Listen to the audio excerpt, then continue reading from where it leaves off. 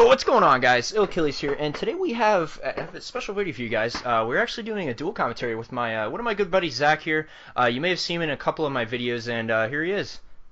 Yo, what's up, guys? Let me let Drizzy introduce myself, because he does it best. Hold on. A fucking layup. I been Steph Curry with the shot. Been cooking. So that's me. I'm pretty much Steph Curry with the shots. You might have caught me in game, nuking Yeah. all. All right. So this is the homie Zach. I've been playing Xbox One for quite a long time. We actually started playing. We met each other in a. Was it like a scrim or something, like a 2v2, Yeah, like it's Black from- Ops 2 or some shit like that? Yeah, It was a long from time game ago. battles in Black Ops 2. Yeah, and I don't know. He thought it was a really weirdo with some class that I was using, but the history of World of Tanks with us is pretty funny because initially when this game came out, he thought it was really gay, and then it was for weirdos and kids Dude. that wear sandals and stuff. So Let me tell you my thought process on this game, okay? So, when I first got this game, I went down the American Tank Destroyer line in the beta, and I got the T-40, and I got the derp gun. And after getting the T-40, it probably took me around 10 games to get my first kill with it. I was that bad. But whenever I did, I was just the happiest guy alive. yeah, So, getting kills is extremely hard in World of Tanks. But I remember way back in the day when he actually started playing this. I remember back in the like way before in like the alpha when you couldn't even do platoons. You had to play solo 24/7, and I know that turned a lot of people off for the playing World of Tanks because you couldn't play with your friends. So these two gameplays I got for you guys. I will apologize later on after the first gameplay's over. This is this is showing off Sniper E100 here. Best sniper in the game. And then the second game I have for you guys is a 50B gameplay on Arctic Region, but I do want to apologize beforehand. It actually is not in 1080p just because it was ripped straight from my live stream a couple nights ago when I was doing some giveaways and stuff. So yeah, so I think Zach, your first tier 10 you went for was the M48 Patton, right? Oh god. Big mistake there. Oh, God. Yeah, I was in denial for the first like 300 games after getting it and playing it, and I was like, this tank is good. This tank is good. And then they released the 62A, and I was like, I'm gonna have to get the 62A. So I got the 62A, and I was like, so this is what a real tier 10 medium feels like. Yeah. So Russian bias there all the time. But M48 Patton, it's recently they've buffed the 422's rate of fire, but they've neglected the 48 Patton. I feel like this is one. I don't understand why they didn't buff the M48 Patton's rate of fire. Just because I don't know. I don't feel like it really has anything over any of the other tanks because it has such a good view range. But its camera rating is so bad that if you spot them and you're not stationary, they're gonna spot you too. So I don't know. Coming from someone who's only played probably about 20 games in the M48 Patton, I couldn't really give you like a rundown on it because I've only played it on other people's accounts. So I don't know if you have any lingering opinions on it because I know you haven't played it in a long time. I'll sum it up in a few words. It's a piece of shit and I don't like it. So. Okay, all right. So there you go, ladies and gentlemen, the M48 Patton. But I mean, if you're a good player, you can make anything work. Like, yeah, that's true. I mean, it is a tier 10 tank. Some people say that about the 113.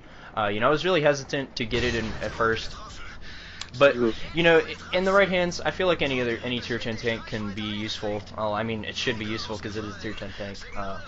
Except for the new TD line that I've heard around the block that the Wargaming is introducing the FV 4005, probably one of the worst tier 10s to ever hit World of Tanks. It has more armor on the back of its turret where the giant door is than it does on the front of the turret, so that says enough about that. Yeah, I mean, honestly, the only reason I wouldn't even go down that line is to get the Charioteer tier 8. It's like a Comet with the Centurion 7-1's gun at tier 8, so it's pretty legit. But, tier 10, I stick to the Death Star if you really want to be playing Doritos. But there's like is it the tier 3 one where you have to drive backwards or something? Or yeah, no, that's the Archer or the Yeah, Achilles. I don't know One what of the that two. I think the Achilles is the tier 5. I don't know. I think Fosh had a video on it one time.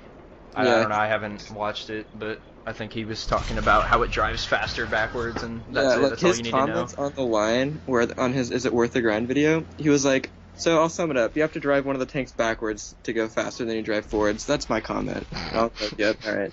Yeah, Fosh is probably one of my favorite streamers and YouTubers, just because I don't know about you, but I think he's probably one of the best to play the game, honestly. Yeah, just because dude. he's I like if you've ever watched like his 50B replays on YouTube, you'll see that his ammo setup, he doesn't load any gold rounds. Like That's an Aldous tank, you may too. be gimping, he may be kind of gimping himself in some aspects, but he's so good at the game that it doesn't really matter because he can just make it work no matter what. So I don't know. I feel Yeah, like it's really cool seeing players like that, especially on the PC, just because I don't know. I feel like playing on PC with a crappy like I don't have a crappy computer, but it's definitely not a gaming computer by any stretch of the mean. So it is really difficult to do well consistently, just because the teams are a little bit less reliable, if you can even believe that, than on Xbox. I know Zach's played PC with me for a very short period of time. Yeah, I played it for about 10 minutes. I was playing it on a Mac port, so there were tanks without tracks and turrets, and I was like, you know what, I can't do this anymore, so I didn't play anymore. Yeah, so ladies and gentlemen, this is why you do not buy a Mac to play video games. Pretty much. And I was pretty much the trackpad hero as well. It was not looking good. Yeah. That's a funny thing though, because one of my friends, Nick, he actually does play with a trackpad. And he's on Mac too. Throughout yeah, he plays on his MacBook Pro, and he actually plays with a trackpad. So I have absolutely no idea how he does it, why he does it. And he's actually really good too. He's got like almost 4K recent, so he's pretty good. He's that good? Yeah, he's got some fucking good stats. He almost got into Otter, which is for those of you who have no idea who that is. That's they actually won the Clan Wars Invitational on the NA server on PC last year, and they got like some huge payout or something like that. And they're currently number 2 on the the leaderboards for just overall win rate and stuff like that. Okay, hold on. So, I know we're not talking about gameplay. I don't want to interrupt you, but that snipe... Yeah, well, it's Sniper E100. That's like I saved this gameplay and I titled it Sniper E100 for a reason, because it's the E100 2 Pro. Now, I know a lot of you may be asking why I'm not sitting in the back of the map on the train track sniping, since I did title this video Sniper E100, but I don't know. I feel like the E100 is one of those tanks that it's really fun to play when it works, and it's really not fun to play when it doesn't work. Zach, I know you have the E100, you haven't played it in a while, yeah, but... I agree 100%. So, my story with the E100, I got the E100. I was like, oh, this tank is cool. Then I realized you don't have anything for pen, and your accuracy kind of sucks. So I started shooting all gold. I got tired of doing that, and then I bounced off the back of the Pershing and I sold it. So yeah, that's pretty much. Yeah, I mean, I've gone through quite a few of my phases with situations like that. Rage selling tanks.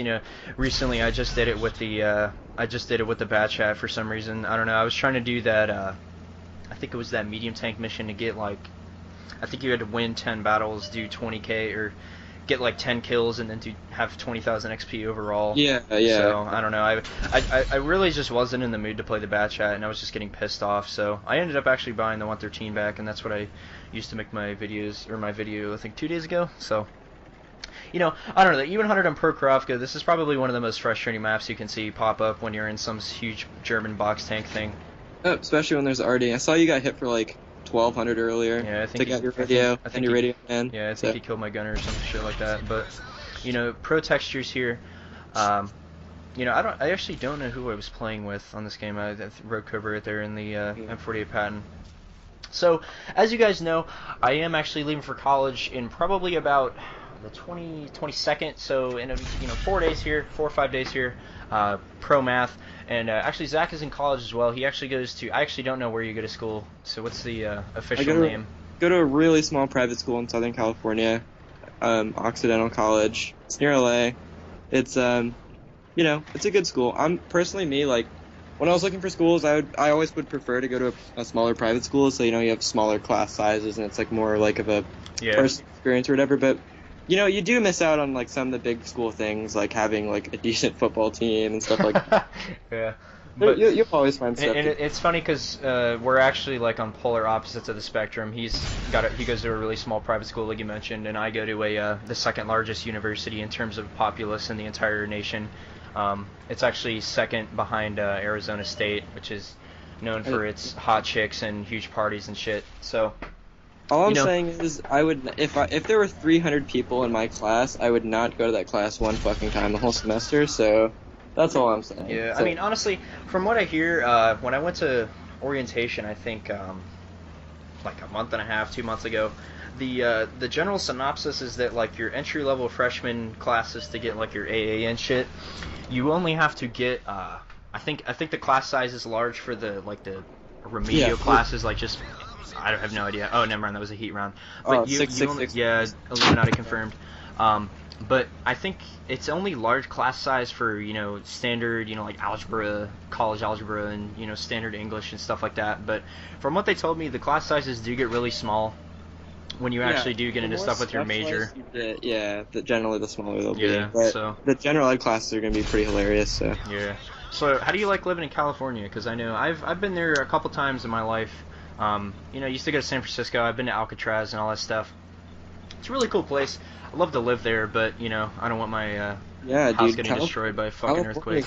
It's great. It's just like, I don't know, the cost of living is pretty high. Like for gas, it's almost $5 a gallon if you need premium, and it's just kind of, I don't know, it's expensive, but I'd say it's definitely worth it. Personally, like I'm in Southern California, so it's a lot different from Northern California, but there's always stuff to do. The weather's always nice, and yeah, there's always Mexicans to hire to fucking fix your roof for like $20. So that's always good. Yeah, but I actually was out west.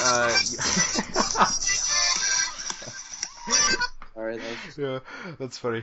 But I actually was out west. As I told you guys last week, I was in Colorado, and it's pretty close to being out west. And it was the weather was really nice. And then here's the second gameplay for you, the 50B gameplay for you. But I was out west, and it was a very interesting experience because there wasn't really that much in terms of diversity of people. I'm to be quite honest, I probably only saw about 6 black people the entire time I was in the state of Colorado. Where are you in Colorado? My aunt actually lives in Denver, and she works for the University of Colorado, and I think she works for the medicine school or the medicine college. Whatever. Cool. It's in like Boulder, Colorado. I have friends that a good friend of mine actually lives in Boulder. And it's a really cool place. When we went up in the mountains and stuff, it's just really like eye-opening to see what you're missing, because I live in Florida. There's no hills or anything, and then you go to places out west and places in the Rocky Mountains and stuff like that where there's actual differences in terrain and stuff. So it was really weird. Being high up in the air and having a bunch of mountains and shit everywhere. It was just really gorgeous, to be honest, and I had a really good time. I used to go skiing a lot back when I was a kid, way back in the day. We used to go out to like Snowmass, Aspen. I don't know if any of you guys have ever been there, but it's a really nice place if you ever are interested in skiing. Whoa. So on the gameplay, Pretty Salty has no turret. So yeah, that's the there's a couple tanks that are actually like that. The Object 140 being one of them. I think the T-71 doesn't have a turret. I don't think the ST-1 has a turret. I think they're still working out some bugs. There's still some weird textures on some maps. Like, I don't know if you guys have seen in a couple of my past videos when I mentioned weird textures on the rocks and stuff where you can just shoot through the rock. Oh geez, yeah. Putting an FMJ on your AP rounds or something like that. So, I don't know. I feel like this is a pretty long gameplay for you. It wasn't really looking too promising right off the rip here. Arctic region, I feel like it's one of those maps that it isn't really good for a tank like this it's really quick but has no armor, and you have to cross a lot of open ground. It's a lot like Erlenberg. It's like really choke pointy. Like tanks with more armor succeed better. Yeah, because the south is pretty much dominated by the all the heavy tanks and stuff, and then the north is more of the hold down medium spot and stuff like that. So I don't know. So Zach, I know that you lean more towards mediums and stuff. Do you have any beginner tips for anybody that maybe I haven't mentioned? Someone going down a specific line, like say for someone actually going down the M48 patent line. Do you have any advice? Because that's actually one of the 3 tank lines that I actually have not gone down. So advice: stop at the M46. Don't waste your time getting the M48. The M46 is a great tank, and so I'll admit the M48 isn't bad or anything, but it's just honestly other tanks just outclass it in every other way. But I mean, if you are dead set on getting the M48, just know that when you get it, you're not going to be the quickest medium tank. You're not going to have the best DPM, and you're not going to have the best armor. But you're going to be overall a pretty well-rounded tank, I'd say. You have good view range. The gun is decent, the rate of fire anyway. You have decent alpha. It's 390 alpha, so it's not Soviet 330 alpha. So that can be nice. But the one thing that gets to me is really speed. So I prefer faster tanks because I don't know, I always prefer speed over armor because you can get yourself out of sticky situations with a quicker tank. So I don't know, I kind of spoiled myself by playing the bat shot, and I can't really play other medium tanks other than the bat shot because I'm not used to not being able to just run away from things. So, but I don't know, if you prefer more of like a slower like support tank, then the M48 will be fine for you. But I don't know, for tips for the line though, it's just pretty basic stuff. Like the Pershing is a very good tank, very good turret, very good gun depression. The one thing I recall though is the pen wasn't really great, so I had to, you do have to shoot some premium rounds if you get into higher tier games, but if you make the Pershing work, you can definitely make the M46 work. And the M46 is one of the best tier 9 mediums in my opinion, so it's a really good tank overall. Yeah. So How do you feel about the M46 not having like a gun melee? Does that affect how you should be playing it at all? Well, so it doesn't have a gun mantlet, but its turret can be kind of bouncy if you're moving away. Like, if you're wiggling around, you're like, I don't know, like 300 meters away from someone. But like, in my opinion, like a tank's turret like only has to be somewhat reliably bouncy to be viable in a medium tank, because you should be staying mobile. Unless like if you're spoiled with the 62A and like the 140, you can pretty much sit in front of your enemies and they won't be able to pen you. But with most other medium tanks in the game, like the STB1 and like the M46, like your turret's only going to be kind of reliable if you're moving and you're using your gun depression and stuff like that. So if you get good with that, you can make it work, and it's fine. Like you don't need like of course it's nice to have a good gun mantlet, but you don't need one. Like the FB4 doesn't have one and whatnot. So, but you can. Yeah, I know what you mean. So I've always had this issue of shooting at M48 patent turrets and just shots getting completely eaten up by the gun mantlet and the turret and the hull in general. Does that ever happen to you, or is that just something, or did that happen to you when you were actually playing the M48? Whenever I played the M48, you'd get some nice bounces off the turret because like it's pretty rounded, and if you don't hit it dead on, you pretty much won't pen. But that the machine gun on top of the tank, Jesus Christ, like I got penned by E100 shooting HE at me before, and I was just, oh man, just. Yeah. Mm. I know what you mean. So I don't know. I feel like the M46, I'll probably get that eventually, but I don't know if I'll ever go for the M48 patent. Honestly, just because they haven't given it the rate of fire buff, and they've kind of neglected it. I've seen a lot of griping and complaining on the forums. That's what most of the people do on the forums, anyways. Yeah, but the forums. Yeah, they're pretty bad sometimes. But I don't know. I feel like it's one of those tanks that's really just not the best. One of the things I've actually been looking at recently, for those of you who have been paying attention, the Japanese heavies are actually on the test server at the moment. I've actually gotten the chance to play a couple of them. Zach, I don't know if you've seen, a quick video on them or whatever, but yeah, I have. Yeah. I watched it this morning, and I just all I could think of was getting into a tier. Having a Locust drive next to the tier 5 tank in game and just seeing how hilarious that would look, because Yeah, because I don't know, they do like they kind of have the resemblance of German box tanks. They're all extremely huge, huge guns, ton of armor. But when I was actually playing the Type 5 heavy, which is the tier 10 10 Japanese heavy, I was looking at the armor profile and armor inspector and stuff like that, and I actually found that the hull armor and the turret armor is so good that you're not really going to be able to pen it with your standard AP rounds unless you are a tier 10 tank destroyer. I feel like that's kind of a good and a bad thing, just because it's going to provoke people shooting more gold ammo, and where I stand on gold ammo. But Zach, how do you feel about just gold ammo in general? I'm kind of a hypocrite because I do shoot gold, but I don't. So for instance, for me, like I only load gold if there's like a hull down Jaeger or something, and I need to pen him. But the fact that you can pen a hull down Jaeger, like, and tanks like that with gold ammo, like you shouldn't, in my opinion, loading a different type of ammunition that you can pay for, which will boost your pen by like over 50% is kind of a dumb game mechanic in my opinion. Yeah. But I don't know. I guess it has its place. See, I've always had this spiel with gold ammo with heavy tanks. I've mentioned this before in a couple of my videos.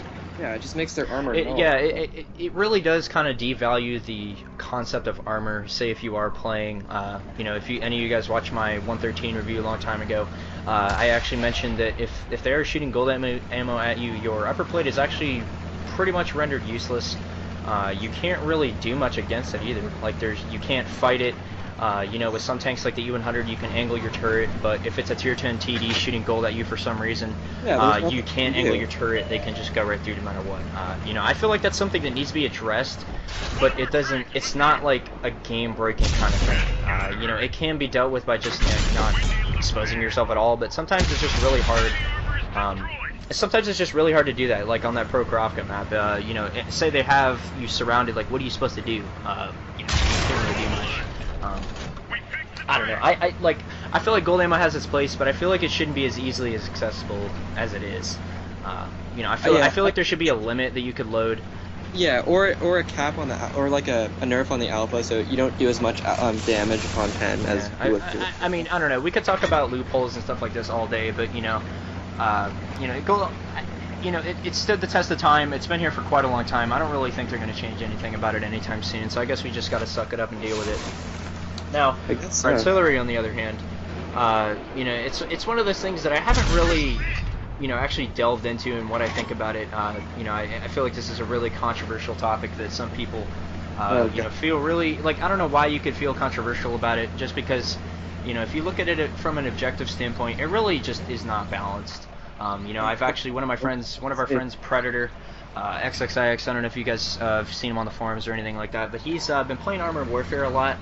He actually got one of the beta codes, and I think it's actually in open beta right now. And he's been telling me how the artillery it really doesn't play that much of a factor as it does in World of Tanks, but it's really annoying because it's really spammy like Vert. So, Zach, would you prefer artillery that's like spammy like Vert, or would you prefer the super high alpha RNG stricken BS that we have now? Oh, dude, I love getting hit for 1600 and losing like 3 crew members right at the start of the game and stuff like that. It's great. Yeah. It has. You just got to play already safe, Yeah. Especially Kravka. Yeah, and I hate people that say stuff like that. Like, I don't understand how you can play already safe on a map like Pro Kravka. Like, I've had people argue that you just have to keep moving up and down on the reverse inclines. Say like where I was at in the U100 in that gameplay. Right, but by doing that, you have literally no opportunity to do any damage to the enemy tank. Like, you can't play the game. Like, you know what I mean? Damage to tank that just ruins the game. Yeah. I don't know. I mean, I don't know. I agree with you. But I feel like Artie could have, I feel like this game would be a lot better without it, because I find myself enjoying the game a lot more when I don't mind 1 artillery, but 3 or 4, like, come on, that's absolutely ridiculous. It really is. It makes playing heavy tanks and slow tanks in general just an absolute pain. Yeah. And I mean, me being a heavy tank driver, I've always kind of leaned towards driving, heavy tanks like the U100, 215B, stuff like that. The 50B isn't really a heavy tank. Just a super huge medium with an autoloader. But I feel like it just makes, you being effective in the battle just that much more difficult, because you do have to worry about getting nuked. And, you don't have the mobility of, like, say like a bad chat or something like that, just to keep playing already safe and, moving unpredictably. I don't know, how do you feel about, playing heavy tanks and artillery? Heavy tanks and artillery, they do not mix for me. So I recall, what was it? Yesterday I was playing the IS-7 in Pro Kravka. There were 3 enemy artillery, and after they got done with me in the middle, I had 300 health, and I had to play the rest of the game with 300 health. Oh, I think I was in that game where I think I was playing the 215B. Yeah, he literally lost pretty much all his HP in the first 2 minutes of the game, because it's not like he was just sitting there peeking the ridge, trying to try snipe people across the map. I was on the reverse slope and everything. Yeah. Still hitting me. It's just, it's annoying. Yeah. I don't know. I feel like, if anything, they should nerf the rates of fire like they have on PC. I feel like they should nerf the alpha back a little bit, because getting one-shot killed by something that you can't really control when you're on a map like Pro Kravka or like Sand River or Steppes or something like that, it's really difficult to, counterbalance that, because you can't do anything against that. You have to rely on, artillery, counter-battering and stuff like that. Yeah, and one thing I don't understand is how, like, I mean, it's a pretty popular, I don't know if it's popular, but I know some people hold the opinion that, artillery prevents camping and stuff like that, but if you think about it, honestly, it promotes camping in areas that are already safe, and it punishes aggressive play. I Yeah. don't see how that is good for this game, but I mean, it's been here and it's gonna stay, so I try not to complain about it too much, but Yeah. it's still frustrating. To Yeah, get I pulled agree up. with you. You know, I know I've always had this this spiel with some people on the forums, stuff like that. You know, playing already safe. You know, you can't always do it.